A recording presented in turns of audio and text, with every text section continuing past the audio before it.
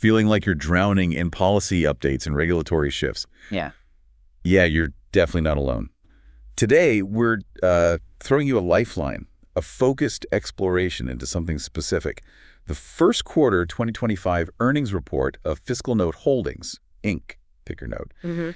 Think of this as your shortcut to understanding what's really going on with this company. Huh? We're not just, reciting numbers. We're digging into the why behind them. Exactly. We've really waded through the financial details and all the management commentary to try and pull out the critical insights you need, to understand FiscalNote's current position and where they might be heading. Okay. We've organized our findings into 5 key areas just to make this as clear and, digestible as possible. Perfect. So stick with us as we navigate these crucial areas. Yeah. First, we've got the executive snapshot. That's the sort of high-level overview. Right.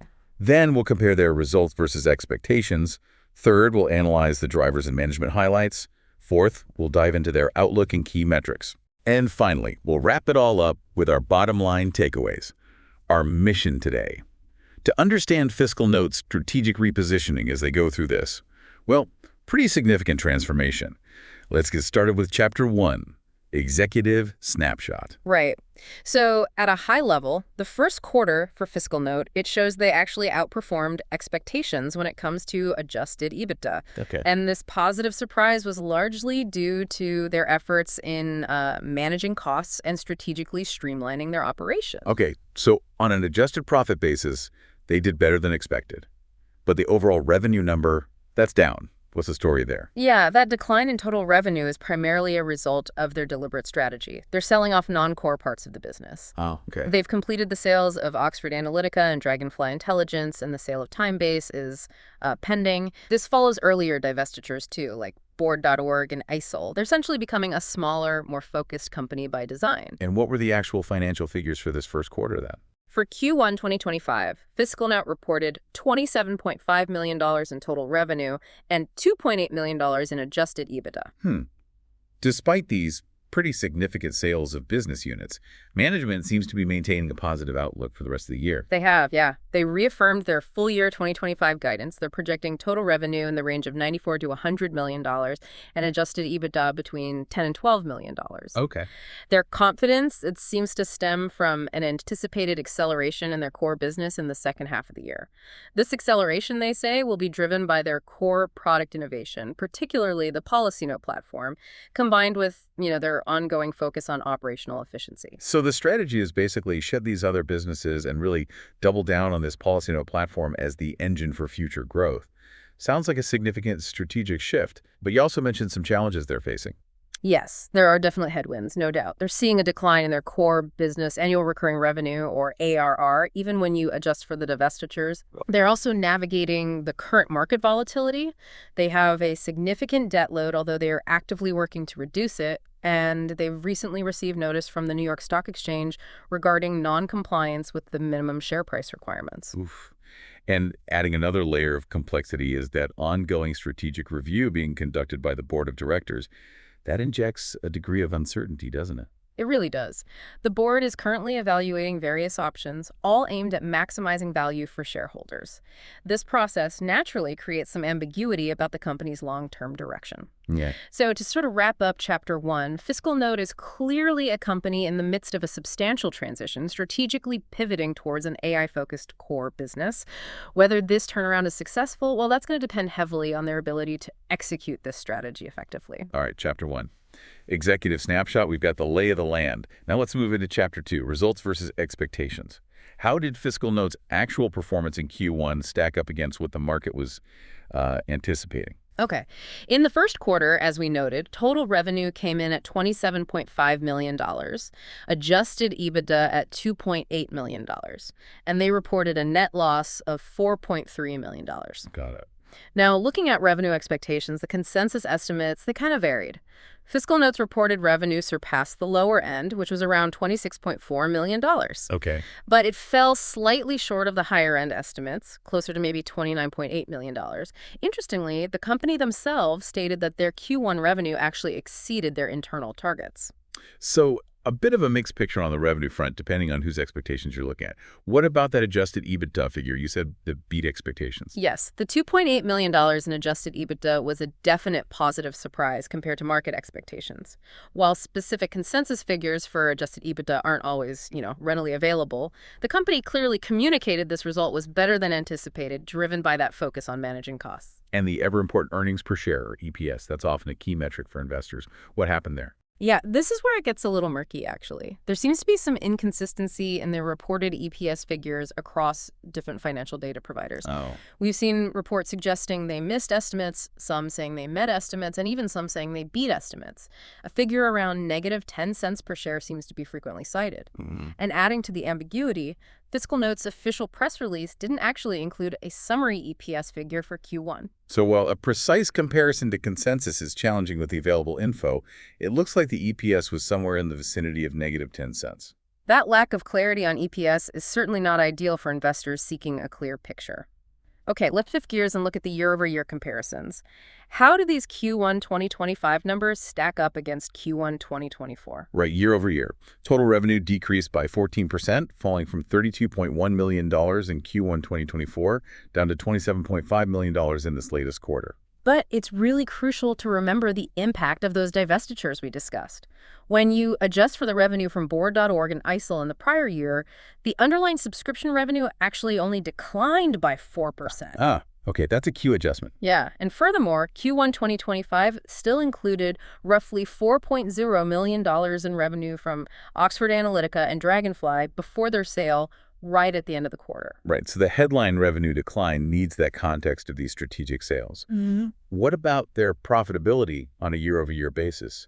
You mentioned the adjusted EBITDA beat. That's a much more positive story, definitely. Yeah. Adjusted EBITDA saw a significant jump, a 133% increase from $1.2 million in Q1 24 up to $2.8 million in Q1 25. Wow. This clearly demonstrates the impact of their cost-cutting measures and efficiency improvements. Reported operating expenses were down 5%, and when you adjust for certain items and costs tied to the divestitures, the decrease was even more substantial, around 14%. And what about the bottom line, the net loss? That showed a significant change as well, didn't it, from income last year? It did. They reported a net loss of $4.3 million in Q1 2025 compared to a net income of $50.6 million in Q1 2024. However, and this is a big however, okay, that large income figure in the prior year included a substantial gain from the sale of Board.org. So the net income versus net loss comparison isn't a particularly useful indicator of the company's underlying operational performance change year over year. Okay, that makes sense. Apples and oranges because of the big gain last year. Now let's look at the sequential comparisons, comparing Q1 2025 to the immediately preceding quarter, Q4 2024. Okay, sequentially. Total revenue decreased by about 7% from the $29.5 million reported in Q4 2024. This dip likely reflects a mix of things, maybe some seasonal factors, the ongoing impact of divestitures, and potentially some continued market headwinds. Right. Adjusted EBITDA also saw a sequential decrease, down around 15%, falling from $3.3 million in Q4 24 to $2.8 million in Q1 25. This suggests that the lower revenue in the first quarter kind of outpaced any further cost savings, or maybe it indicates some strategic investments they made during the quarter. So while the year-over-year improvement in adjusted EBITDA is encouraging, these quarter-over-quarter declines in both revenue and adjusted EBITDA, they highlight the challenges that FiscalNote is still facing. And it really underscores the importance of that anticipated acceleration in the second half of the year. Precisely. It absolutely paints a mixed picture. And these sequential declines serve as a reminder that the company's turnaround is still very much in progress and hasn't yet translated into consistent growth on, both the top and bottom lines. All right, that wraps up Chapter 2, Results versus Expectations. Now, let's move on to Chapter 3, Drivers and Management Highlights. What was the overall message and maybe the tone coming from FiscalNote's management regarding these results and their plans moving forward? Overall, the tone from management was one of confidence. CEO Josh Resnick emphasized a strategic direction focused on what they're calling product-led growth, a more streamlined organization, and a commitment to reducing their debt. The core message was really that they're building a foundation for sustainable long-term growth by innovating within their key product areas and just operating more efficiently. And what were the specific factors that management highlighted as being key drivers for their performance in Q1 and for their future outlook? They really emphasized several key areas. The first one was product-led growth. Their PolicyNote platform was presented as absolutely central to their future success. Right, we heard that mentioned. Yeah, launched in January 2025, PolicyNote is positioned as the core of their AI-powered policy and regulatory intelligence offerings. Management specifically highlighted new features, things like an AI-powered presidential actions widget, a new vertical focused on EU defense and space policy, and a tariff tracker. Yeah. Importantly, they directly linked their expectation of stronger performance in the second half of 2025 to the success of PolicyNote, specifically user adoption, customer retention, and driving new sales. So it really sounds like the entire growth narrative hinges on the adoption and success of this PolicyNote platform. Yeah. What other drivers did they call out? They also placed significant emphasis on operational discipline and streamlining. Management stressed their commitment to running a more efficient organization and carefully managing expenses. Makes sense. They credited this focus on cost control as a primary reason for their better-than-expected adjusted EBITDA and that margin expansion we saw. This signals a clear shift in strategy, moving away from the acquisition-heavy growth they've used in the past towards a more, let's say, organic and optimized approach to their core business. And what about the recent series of divestitures we've been discussing? How did management frame those strategic decisions? Were they just cutting costs, or was there more to it? They framed the sales Oxford Analytica and Dragonfly to Dow Jones for $40 million, and the pending sale of Timebase to Thomson Reuters for $6.5 million as very deliberate steps to sharpen their focus. The overarching goal, they say, is to concentrate their resources on their core AI-driven policy intelligence market, accelerate their debt reduction efforts, and achieve positive free cash flow more quickly. They also mentioned the earlier sales of Board.org and ISIL, presenting this consistent strategy of narrowing their focus specifically onto the US and EU policy tech space. It sounds like they're intentionally shrinking the overall size of the company to become more strategically focused and hopefully more profitable down the line. What about that ongoing strategic review by the board? Did management provide any further insights there?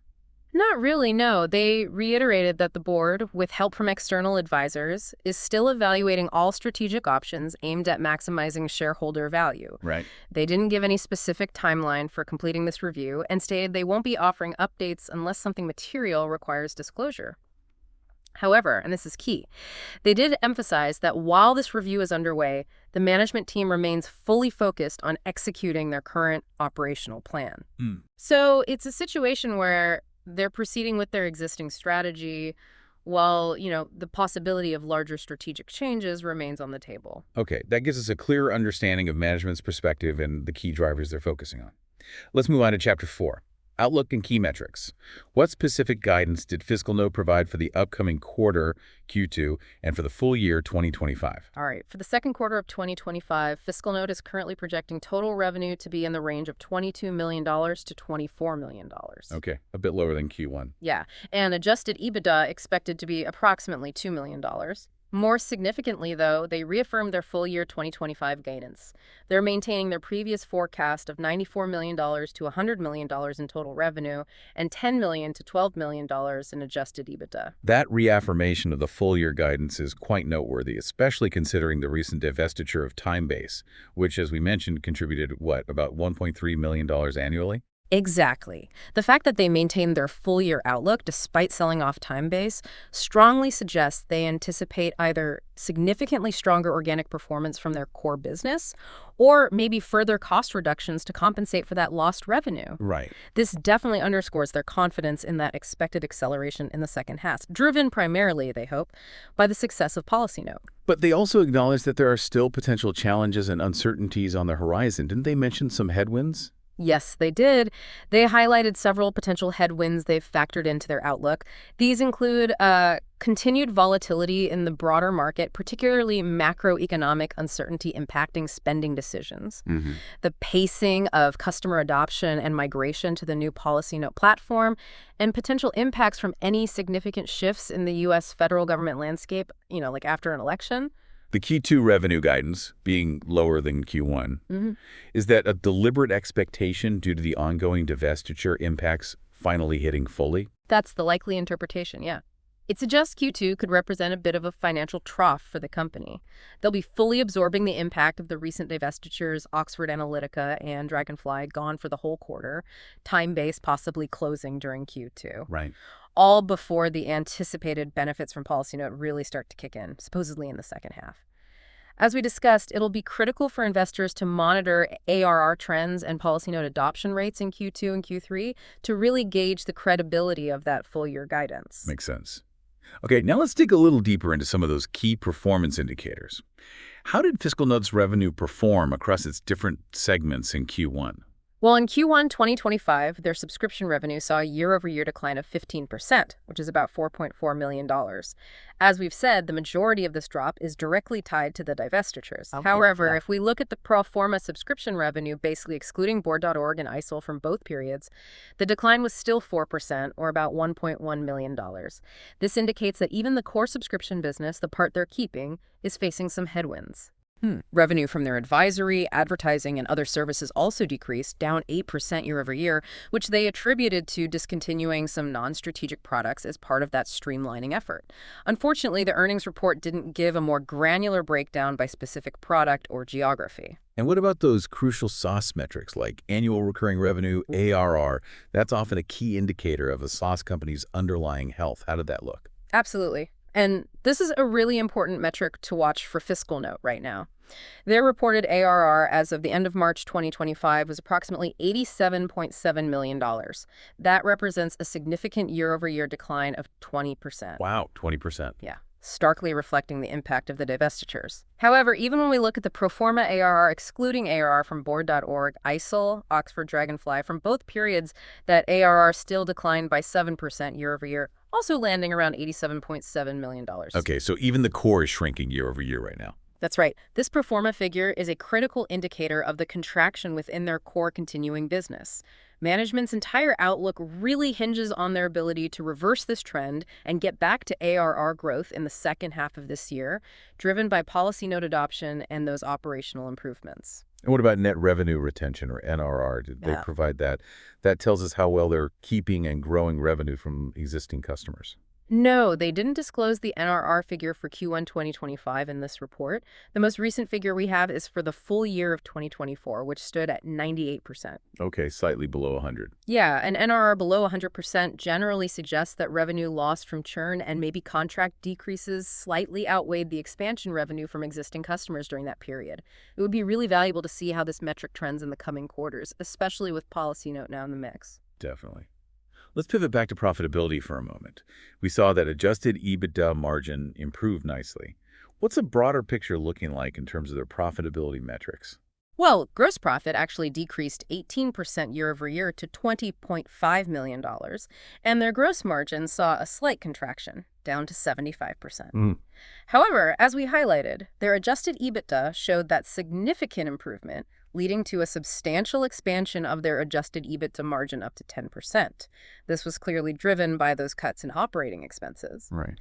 Despite the positive adjusted EBITDA, though, they still reported that net loss of $4.3 million for the quarter. This difference really underscores the impact of costs not included in adjusted EBITDA, things like interest expenses on their debt, stock-based compensation, depreciation, amortization. All the standard stuff. Exactly. And historically, FiscalNote has struggled with net profitability, so achieving consistent GAAP profitability remains a key challenge for them. And what's the latest update on their financial health and balance sheet? We know they've been focused on reducing debt. How's that going? Yes, debt reduction has been a big focus, and they've mainly been using the proceeds from divestitures for that. The Board.org sale generated a lot of cash, with a good chunk used to pay down debt early last year. Right.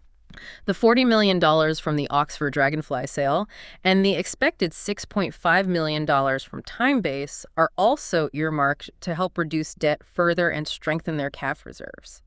This is important given their historically high debt-to-equity ratio. Yeah. They're also aiming to accelerate progress towards positive free cash flow, which did show notable improvement in fiscal year 2024. Their cash position at the end of last year was $35.3 million. The Q1 25 figure wasn't in this particular report. Okay. And finally, it's worth remembering they did get that notification from the NYSE in April about non-compliance with the minimum share price standard.